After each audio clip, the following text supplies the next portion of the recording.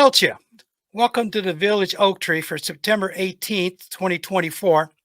I'm your host, Terrence O'Donnell, and I thank you for joining me once again this week. I wish to welcome retired Major Robert Cook, an author, and today we're going to talk about his books and some of the things that he's done. And I'm just going to roll through and find out what he's all about and ask a few questions. So with that, oops, we lost him. All right. Yes, sir. Hey, good morning. Good morning or afternoon or wherever you are in your time zone. So I typically kind of let you introduce yourself. Tell everybody, who you are, what you've been doing, and what you're all about. Okay, I'm sort of a retired entrepreneur in the software business. I've written 4 books, all in the same theme with the same character set. I call them geopolitical national security thrillers. And I'm about promoting this last book, the Mahdi. Yeah, I saw that. And I wanted to ask you about that. I saw your book and I saw the other ones too, and I thought those look really interesting because those kinds of books, I like to read.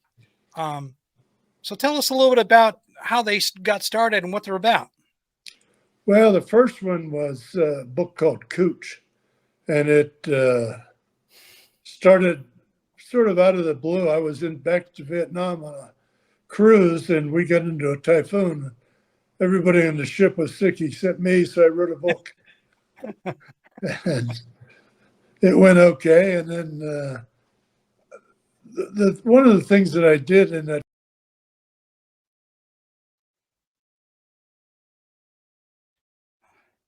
his father had a Medal of Honor and a wheelchair that he got with the Medal of Honor. And so he was went in the Marine Corps at 16 and was picked up to the CIA Special Ops at 18 and spent a lot of time there. So all the boom, boom, bang, bang happened there. The book was about druggies in the U.S. Okay. Second book was about Yemen, and now you're getting into the Islamic side of it. Mm-hmm. And a plot to put a gas attack in Dallas Stadium. Third book was a U.S. preemptive attack on Iran, which happened. Yeah. And the first introduction of an EMP, electromagnetic pulse, okay, which was a key enabler in this fourth book, the Mahdi. Okay.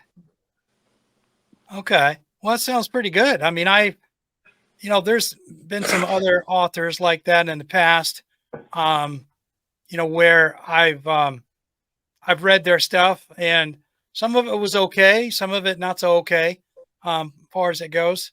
But I myself did 5 tours in the Middle East, so I'm real familiar with most of the geopolitics and things like that over there.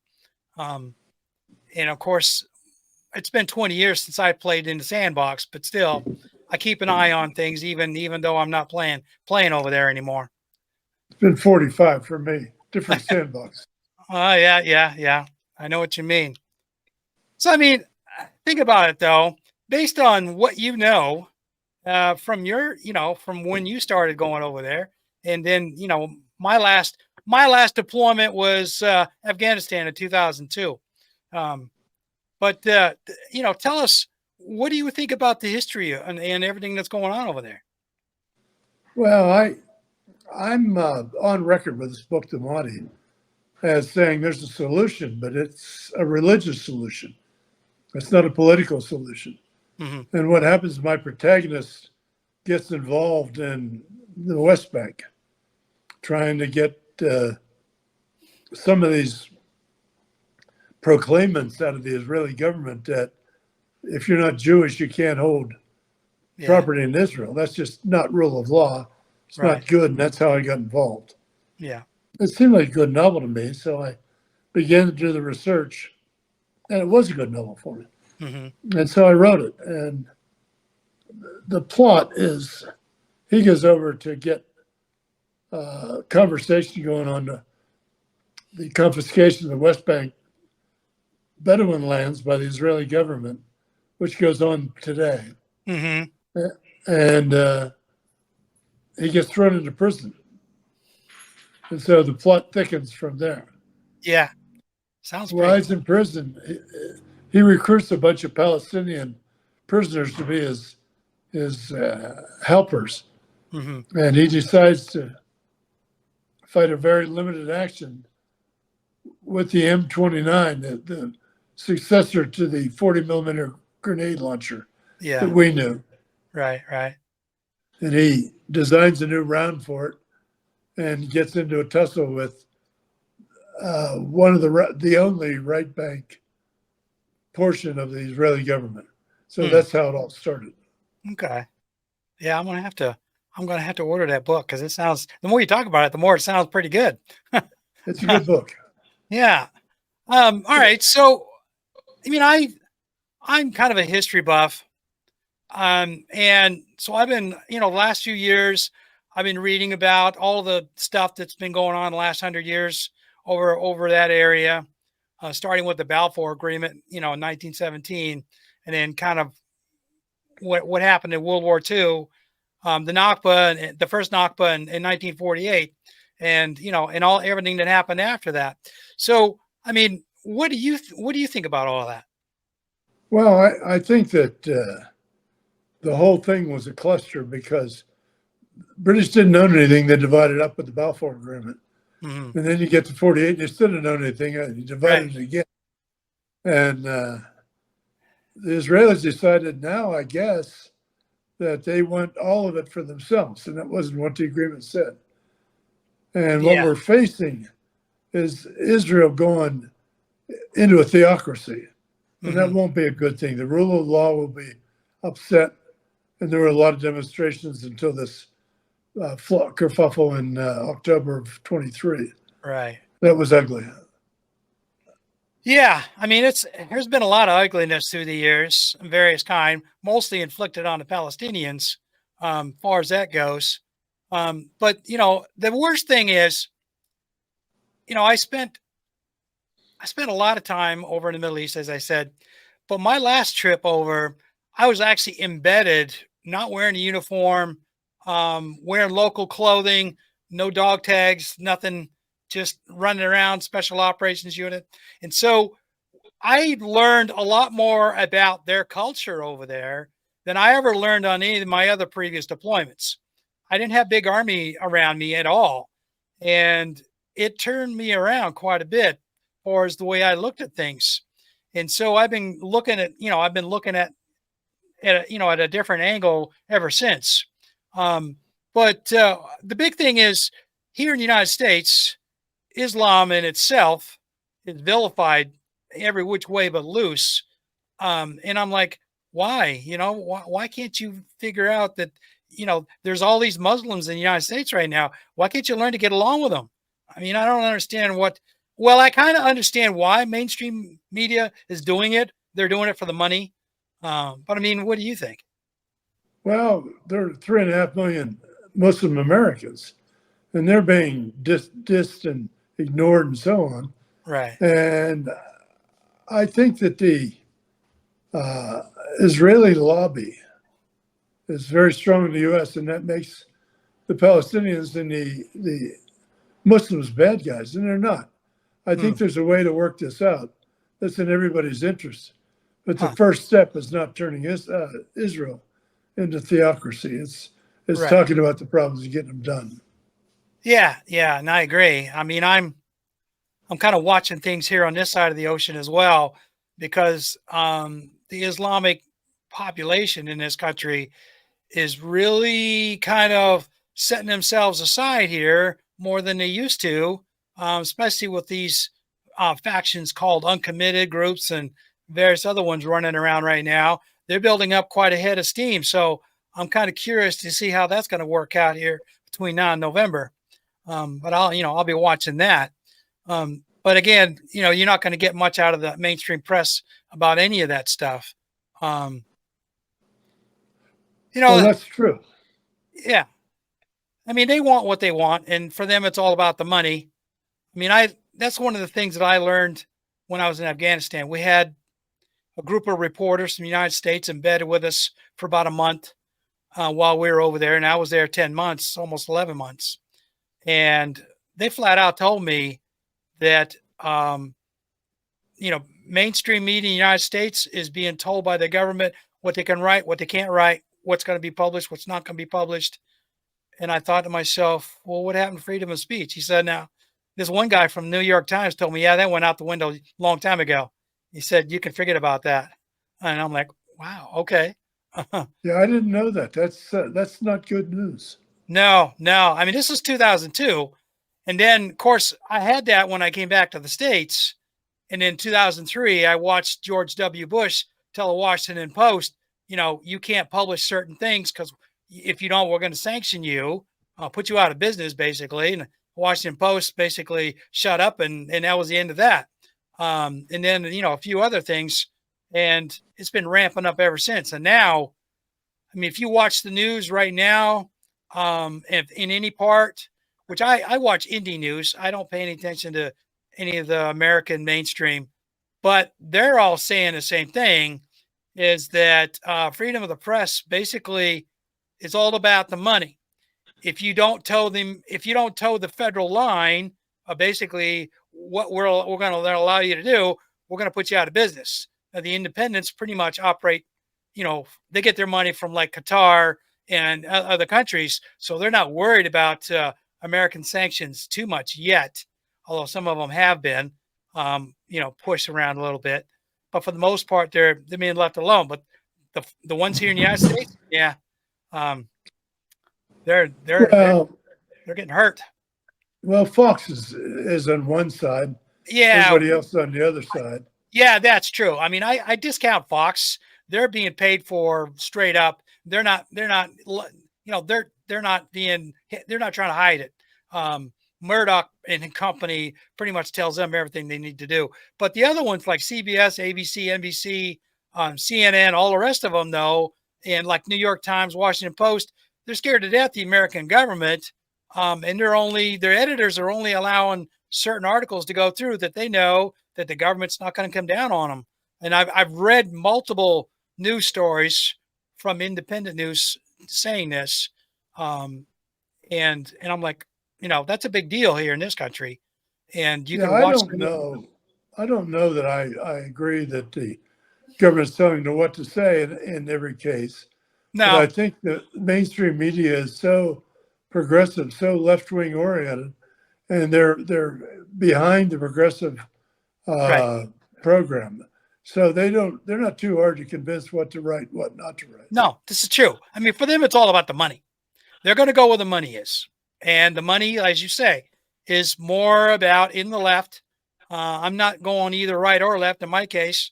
I don't advocate one way or the other, but I do see a serious trend right now with this big push for the Democrats, for example, with everything that's going on. Then the other side, you've got a lot of what I call the right side on news media. And so that's one of the reasons why everything's going neck and neck right now. The Democrats, right now are pulling ahead somewhat, but as everybody's saying, and even in this morning's news, um, they're still not, Trump and Harris are still running neck and neck for the most part. So it's Well, they're interesting. shooting at Trump again. Yeah, well, you know, I'm not surprised. He's an easy target. That's surprising. Well, yeah, exactly. Maybe he is. Yeah. Uh, I mean, he's out on a golf course, Come yeah, you would on. think the Secret Service could cover that, but You think? to be fair, I think the perimeter that's funded for candidates is a lot narrower, smaller than that for the president and the vice president. Yes. Well, the other difference is Kamala Harris is still a vice president. So her security detail is probably going to be a little bit better than Trump's, because it goes back to what you just said. He's only a candidate. He's not an actual official. He's just a Right. candidate. So he's going to have slightly less than. and he obviously is not going to pay for his own private security. He would never do that. He's only going to take what the government and and he'll complain about what he's got. But meanwhile, though, of course, they're gonna eat this up like it's cannon fodder. It'll be interesting to see how this works out, because I noticed that I read something this morning about this kid that they caught. He's just another nut job. Now, the first one in Butler, Pennsylvania, there's a lot of speculation about where that kid came from. But this one at the golf course, he was just another nutcase. But it goes back to what you were just saying. The fact that he got through and got close enough to actually, do something. He got within a visual of Donald Trump. Apparently, that tells you something about the security detail. They're not where they should be. Well, maybe they're not funded out that far. There's a concentric circle around them, right? And his is smaller than the one around the president and the vice president. Right. Yeah. So he's got a big bullseye on him. I wonder if he understands that. In my book, I put the president pretty neutral in the Israeli-Palestinian thing. He's not neutral today. No. Biden's definitely heavy down on Israel. Right. But in the book, the difference is a fusible EMP round, which can blow up electricity anywhere. Right. And overwhelming communications. And the advantage that the Israelis had is in combined ops. And you require good communication for combined ops. Right. And they're the best. Yep. But in my book, it gets compromised. So it's easier to defeat a country of 6 million people the size of New Jersey if they don't have any communication. That's right. That's what went on. Well, it's funny. It's funny you talk about that, because I was in the military during the Cold War days. I mean, I joined up right after right at the tail end of the Vietnam War, and went through active duty with the Cold War stuff. So I say that only because that's one of the things that they taught us back then, was all about nuclear warheads and EMPs and all that stuff. And I've said all along, don't rely on technology for so much, because an EMP or a couple of EMPs could pretty much take out everything that we have. I mean, the internet, you could lose the internet, and basic communications. You're down to doing line of sight walkie talkies if EMPs start going off. Well, yeah, if they don't fry the walkie talkie. Right. But the thing about it is, this is fiction, of course. In Pulse, which was when the U.S. launched a preemptive attack on Iran, they were riding Tomahawks with an EMP. Well, Boeing proved that. I saw that in a press release a while back, so I could use that. And in the latest book, the Mahdi, I got it reduced so you can shoot it or make a little hand bomb out of it and throw it on a power station. That power station's fried forever. Yeah. So I reduced the size, and the effect is the same. Well, be honest with you, as advanced as the Chinese technology is, and they're not talking about it, it wouldn't surprise me a bit that might be a real thing now. Well, I think you're right about that. What's interesting is that the nature of warfare is changing. Yes. Right now, the drones, unmanned vehicles, unmanned ground vehicles are all going to make a big difference. Yep. If you're not going to have to go rescue a pilot, you take a lot more risk with an aircraft. That's right. If it's unmanned. And I think there's an existential threat to Israel and what's going on now. They think they can take over all of Israel and defeat the people around them. And that's not a slam dunk. No. Especially with Hezbollah being the way they are these days. And again, another one I read this morning, Hezbollah is saying in the news over there that they are prepared to defend themselves against Israel. They know that they're going to take a lot of casualties, but they're prepared for it because they know that they're going to inflict a lot of casualties in Israel as well. So And Israel's not prepared for that. no, they aren't. They aren't. And you know, the worst part is Israel is really depending on the United States to fill in, and Israel doesn't get it. The United States is not going to do boots on the ground for them over there. Well, there won't be boots on the ground. No, Otherwise, it'd be a revolution here. exactly, exactly. Yeah. See, so Israel, you know, is still on the mindset. And I'm quoting, paraphrasing a bunch of other independent journalists who are all saying the same thing, that despite what the United States is doing to back up Israel, it's strictly defense only. So, in other words, Hezbollah starts throwing rockets, drones, and everything else over there. Yeah, the United States and Jordan and all that, they're going to step in and do what they can to knock out as many as they possibly can. But no matter what, Hezbollah's got enough stuff over there to throw at them that no matter what, the Iron Dome is not going to work. Okay, a bunch of it's going to get through, and they know Hezbollah knows this. But Israel apparently is still thinking that no matter what, you know, I'm like, all right, you know what? I've said this before. The American military system that we have right now, our military structure, is not what it used to be. Okay, we don't have the soldiers that we used to have. The quality of our equipment is not what it used to be, you know, compared to the new stuff that's coming out. So all we can do over there to defend Israel, so to speak. But ultimately, with the new stuff that's coming on the market right now, between what Hezbollah has, you know for a fact that if they get into a shooting war, that the Yemenis are going to jump in. They're going to be firing from Yemen. Iran is just going to be feeding the supply train. So either way, Israel, there's no way, even with the American help, Israel's not going to stand up.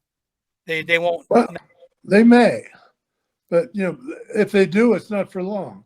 One Right. of the points I make in the book is they're at Thucydides' trap, where their advantage is all technology, but the technology gap is narrowing. Right. As the world gets better. I mean, Iran's getting closer to a nuclear weapon, all those kinds of things. So if they don't lose it today, they'll lose it in the next 10 years, in my opinion. Oh, yeah, absolutely. I don't know why they take that risk.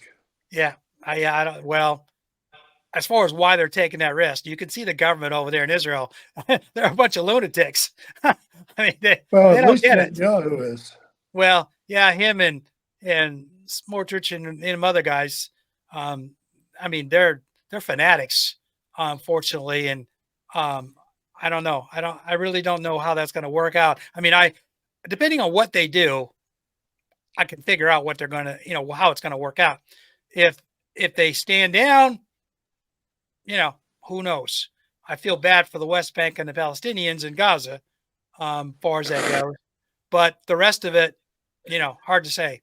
Well, I think that the Palestinians, both in the West Bank and in Gaza, are in deep yogurt right now, and it's not going to get a lot better. No. But I proposed in the book that Israel works with Saudi Arabia and the United States to create the technology, engineering, and educational facilities with our money that can bring the Middle East up to world standards. That would be a major contribution to world peace, I think. It would. It would. Yeah, just getting people on board with that. That's the big thing. You know, that's kind of part of this. I've been watching a lot of stuff about this new BRICS alliance, and that's kind of the direction they're sort of kind of heading. And they, you know, it's kind of a rocky boat. It's still, I'm kind of like, yeah, all right. I'm willing to watch it, see how it pans out.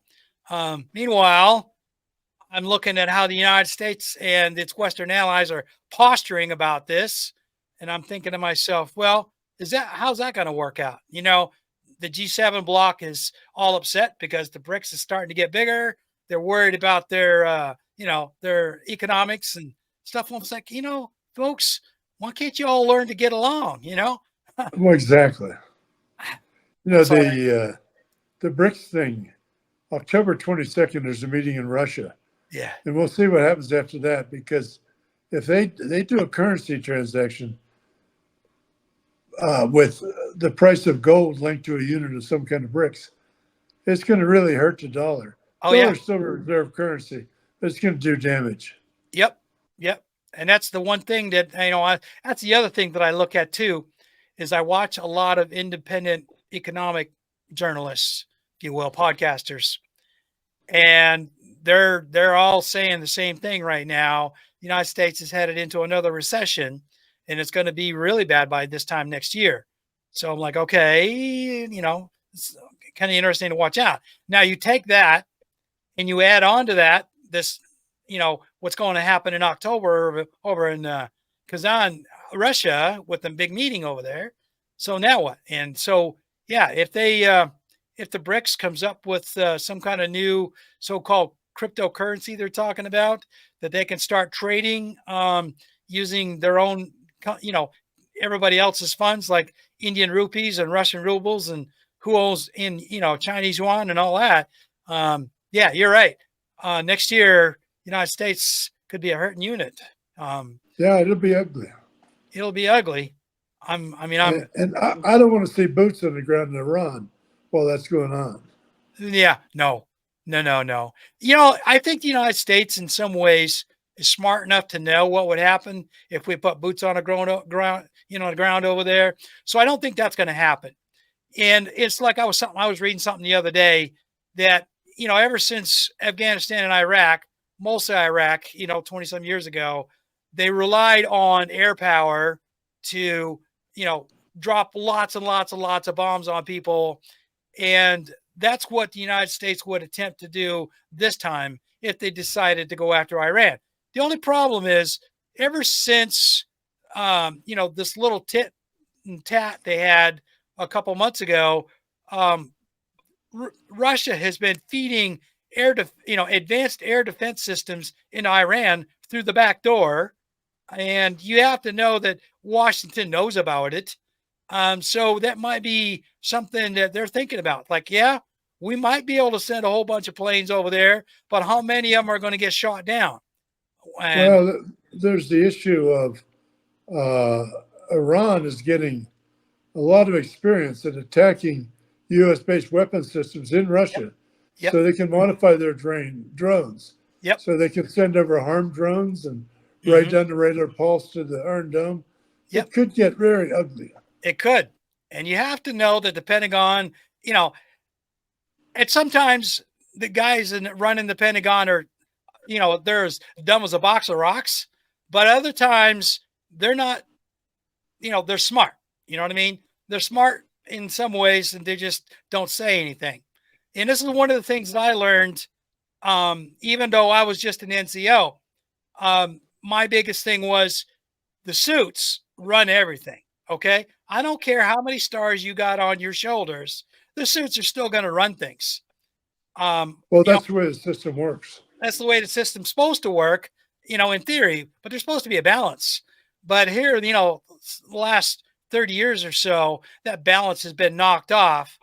The generals have some control over things, but I found out, especially when I went to Afghanistan, that the guys from the State Department, they kind of rule the roost. At least that's what they told me anyway. Well, as far as being dumb as a box of rocks, I haven't found any dumb flag officers. The selection criteria is so rigid. Yeah. They get rid of the dumb guys when they're majors.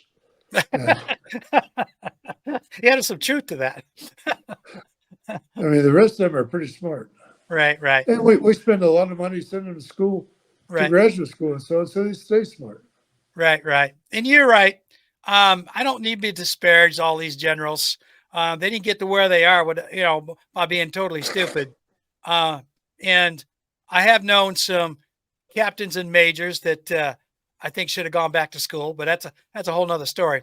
The big thing is, what I fault, I guess, is the system that we have to a degree that puts the thumb on these guys who would be able to keep soldiers out of harm's way without, compromising too much of the United States. I mean, the idea of us, our ability to defend ourselves. I mean, that's first and foremost, okay.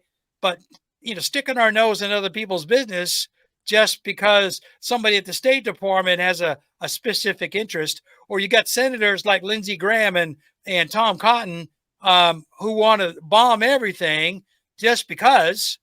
Like, okay, you know what? You guys, you're not in the military anymore. Stand down, okay? And Lindsey Graham was never in the military. You don't even know what it means to be over there. So, Never saw a bomb go off. yeah, I'm sorry, you never had anybody shoot at you with an AK-47. So you need to just sit down and go home. But Tom Cotton, he did his time in the military, but yet you'd think with his, military experience, he'd know better. But apparently he didn't get the memo.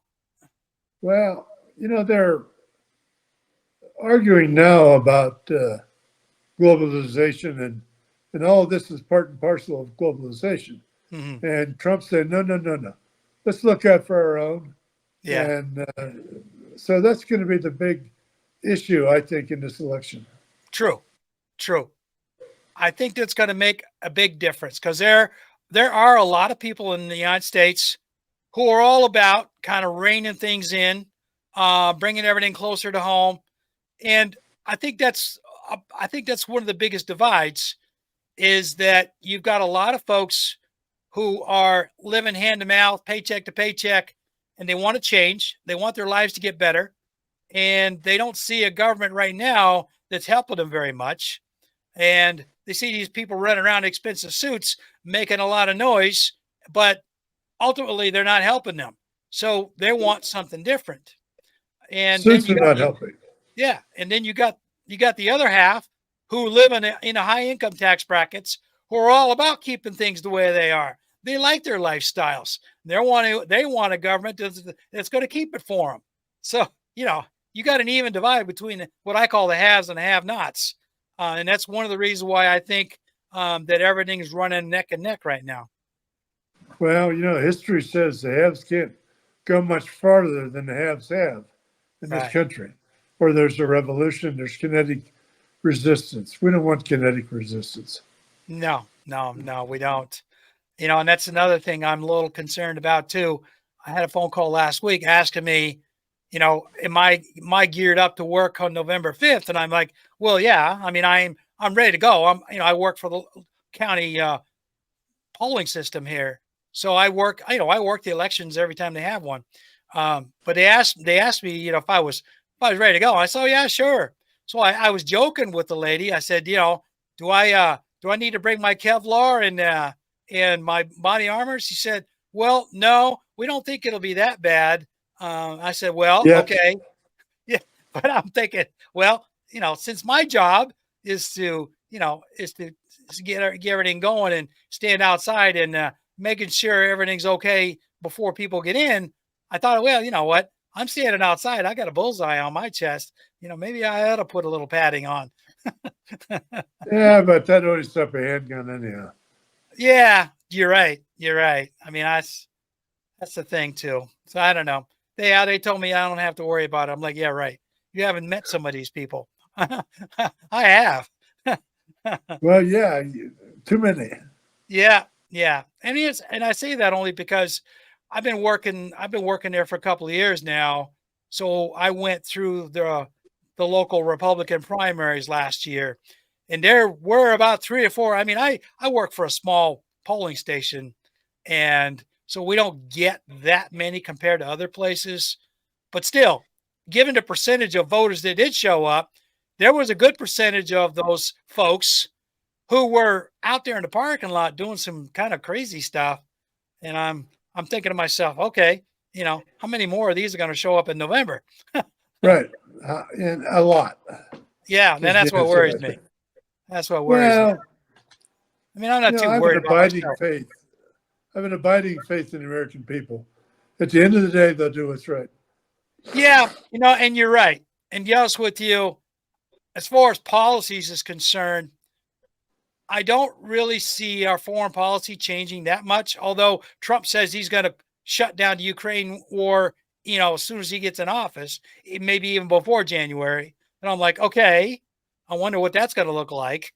Um, but at the same time, I think it would be a good thing. But then If he he said, shuts it down, yeah. if he can get it done, I'm all about it. Um, but at the same time, I'm looking at his other side and like, he doesn't care what Israel does. He's just going to let them go. I'm like, well, all right, that's not a good thing. So Well, you only let it go until one side starts winning big, yeah, and then you have to decide what to do. right. Well, the question is, what would he do? Nobody really knows for sure. He hasn't really No, said for sure. So there's a big question mark on that one. yeah, my idea in the Mahdi was to have Saudi Arabia, United States, and Israel each pitching a third to rebuild what's been destroyed, Hmm. and then have Israel lead the way in technology, but not in politics, Right. to a new Middle East. Because the politics is going to be Islam. There's Oh, yeah. 2 billion Muslims and Yeah. 6 million Jews in Israel, That's right. That's right.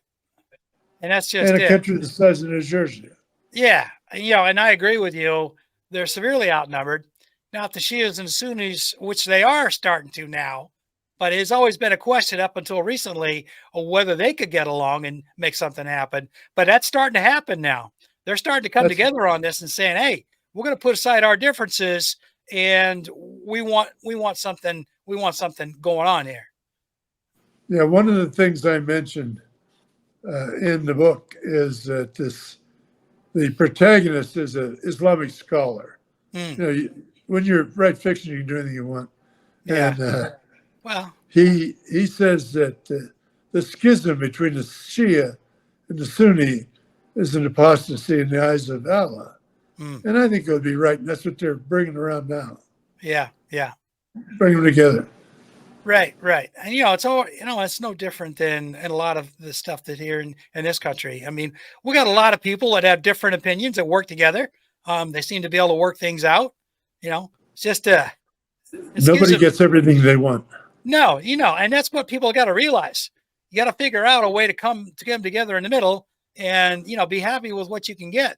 If we could just get some of those people in Washington to realize that things might be a little better.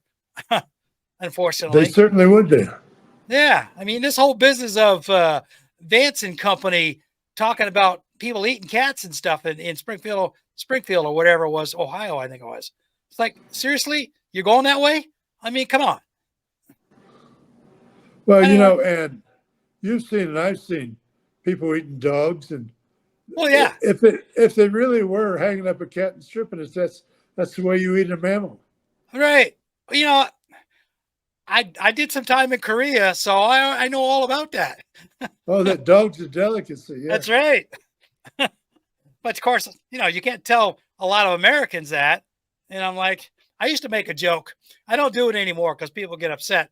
But years ago, I mean, when I was a little more aggressive, I would make jokes about people's pets.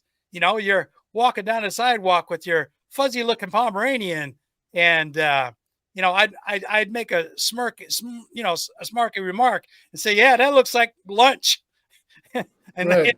somebody would look at me like, "What?" I'm like, So "Yeah, what kind of sicko are you? yeah, yeah." You go to Korea, and the guy would say, "Yeah, it does." Come to think of it, Well, years ago, I was in Korea and we were out running around. It was pouring down rain. We were looking for some place to eat. We stopped by this little mom and pop Korean restaurant, and our Korean was pretty minimal, and their English was pretty minimal. So we just said, "Hey, we want to eat lunch," and it was we were probably a squad and a half level, 6 or 8 of us, and we sat down at this. They put some tables together for us. We sat down, and we said, "Well, let's get a chicken." Well, I don't think they understood the word chicken because they brought out this really, really big chicken, put it in the middle of the table, and it didn't quite taste like chicken. But you know what? We were hungry. We didn't ask. that's a good thing. Don't ask. Yep. It tasted good. We didn't care. You know. And then later on, we Well, kind of like, Was that chicken?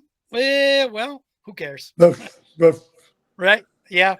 But again, it goes back to, me looking at Pomeranians saying, yeah, lunch. exactly.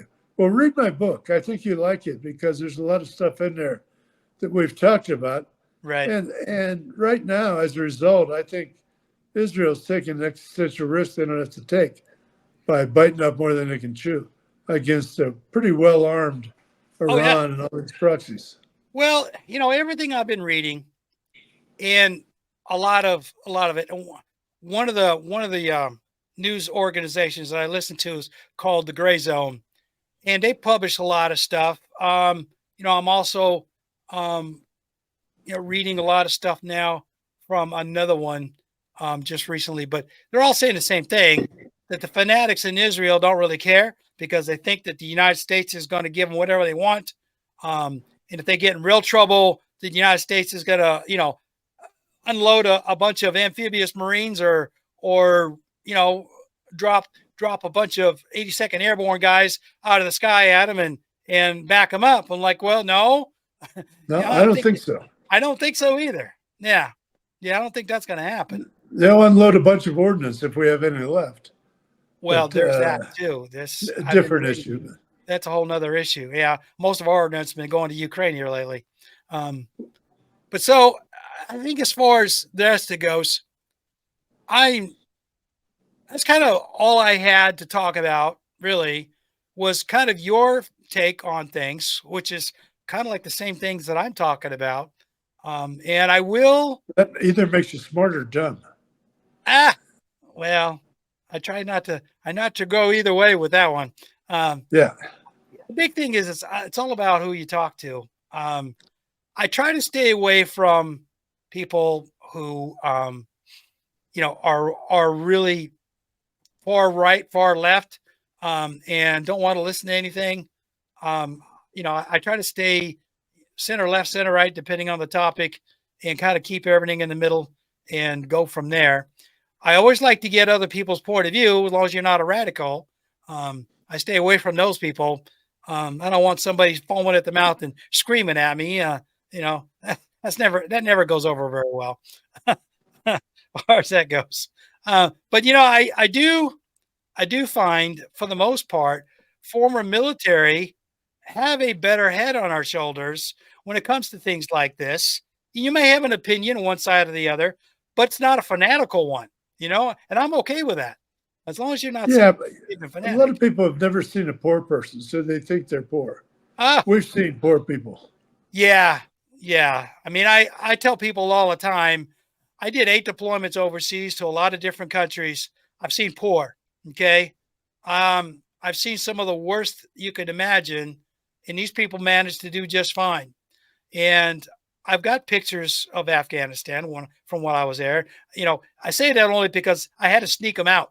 I was not supposed to be taking pictures, but I snuck a roll of one of those little box cameras, the 110s, that I snuck in. Somebody snuck one into one of my care packages that made it past the sensors, and I managed to sneak it out with me when the exfilled out of the country and return home.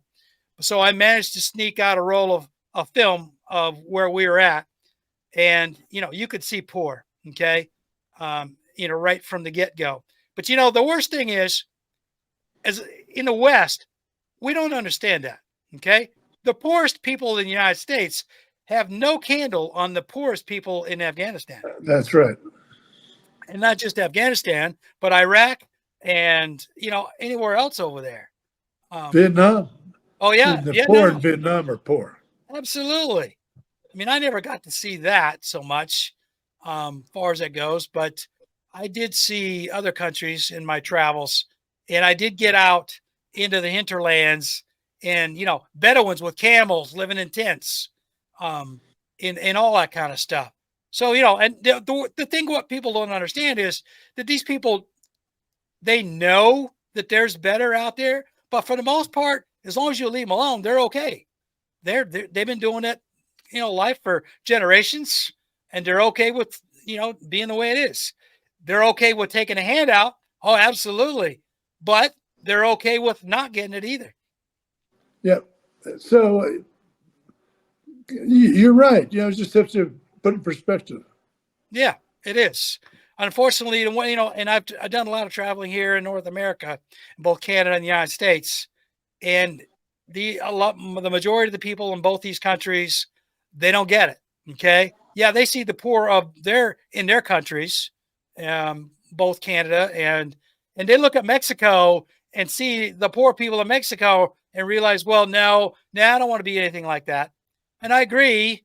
I've been to Mexico too, and um, the poor down there are a lot poorer than the ones in the United States. If you want to see an example of that, go to El Paso. Okay. Watch, you can look right over the fence, um, and you can see them, and go to Brownsville, or, even further out. But either way, I mean, that's just how it is. But at the same time, Americans look at those places and look down their nose at them, and I'm realized, you know what? There might be a time coming very soon if things don't straighten out pretty soon. You're going to be just like them. And I try to tell people that if you're not careful, you're going to be just like those people, and you're not going to Well, I like don't them. know that that'll happen, but we're on our way in the Middle East to ugliness, and Oh, yeah. I read about it, and you read about it, and you've been there. I've never served there, so Mhm. it'll be interesting. Read my book. I think you'll like it. Yeah. No, you're right. You're right. The So, Mahdi.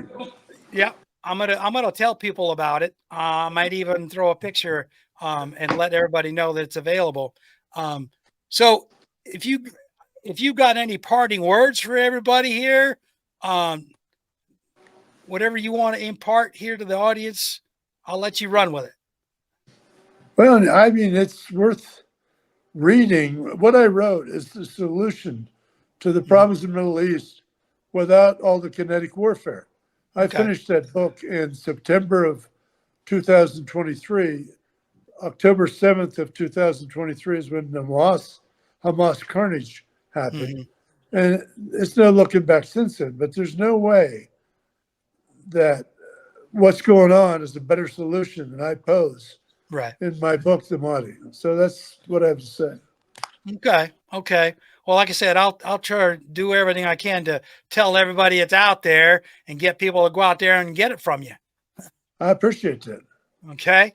Well, It's sir, been fun talking to you. it's been fun. It has. It's been interesting. I'm gonna let you go, and I appreciate you coming on the show today. Appreciate it. I'm happy to do it. All Take right, sir. care. Have a good Take day. care now. Bye. So that was interesting conversation with Mr. Robert Cook, former Army major. As he said, he's never served in the Middle East because that was before his time, but he's done a lot of research with his books. So I strongly recommend anybody who's listening to this go out and find his book called Mahdi, by Robert Cook. And be honest with you, I'm going to do it now that I've got a good interest in it and find out what the solution is. So with that, I'll talk to you again next week. Sláinte. I want to thank you for joining me for the interview again. And as part of that, let me tell you some more about um, the book. So, as I said, as part of the interview, we talked about my guest's latest book, Mahdi. And as he said, and it's a must read if you want to understand the Palestinian situation. So, I recommend everybody take a look at it, as I will be doing. I'm going to be hunting it up on Amazon and see if I can pull it in and read it. And I'm a big supporter. I've always been pro-Palestinian since forever. My 5 tours in the Middle East, not only pro-Palestinian, but I supported the Afghans and the Afghanis and everyone else. So let's try and understand what's going on over there and try to do all we can to stop the genocide and the ethnic cleansing. So with that, let me show you this book. And please reach out and find this book. He's got 3 others that he wrote before this. But if nothing else, read this one. And let's come together and see if we can stop the genocide. Thank you for watching. While I still have your attention, I want to tell you about how you can support this podcast and my efforts in general. This podcast will continue to remain free to subscribe to on all the major mobile podcast apps, on my YouTube channel, Krana Biha, and for the first 30 days on my Substack page, Krana Biha, the Tree of Life at Substack.com. With that in mind, I'm asking for donations of any amount. I decided that I would rather ask for donations instead of charging subscriptions, so everyone has an opportunity to watch or listen to this podcast everywhere in the world. All I'm asking for is help in defraying the cost to produce and distribute this podcast and maintain my website. I've set up a donation tab on the Village Oak Tree webpage at rss.com and a donation page on my website at www.kranabiha.com, which are all linked to PayPal for your security. This way you can use any currency you wish from around the world, providing PayPal is available to you. Any amounts appreciated. Now, about my website. The easiest way to find it is to copy it from the background behind me if you're watching this video. If you're listening to an audio version, copy the website name from the podcast logo shown. Search for it and enjoy your visit. Lastly, I'm trying to sell some copies of my book, Fugitives in the New United States, which can be found at major book retailers around the world, such as Amazon, Barnes & Noble, and Lulu. You can also buy from me direct through the bookstore page on my website. Fugitives in the New United States is available in hardcover, paperback, and digital form. Free if you're a Kindle subscriber. It's written for young adults and older, so it's safe. If this were a movie, it'd be rated PG. Look for Fugitives in the New United States at your favorite book retailer and enjoy it. If I sell enough, I'll find the time to write the second book in this series. So I want to thank you for your support, even if it's just a like and a subscribe on my social media accounts. Thank you for listening to the show today. I hope you enjoyed it and you'll return again for another episode of the Village Oak Tree. Please like, subscribe, and reply on the YouTube videos or the audio podcast where that's available. This helps with spreading the word about what I'm trying to do, like so many others, which is to shout about all the bad things our governments are doing to us all over the world. If enough of us decide that we don't want to take it anymore, we can force the governments to do right by us as we elected them to do. As I say goodbye this week, I wish to leave you with this Irish blessing as you go about your day. May your hand always be stretched out in friendship and never in want. Slán go fóill.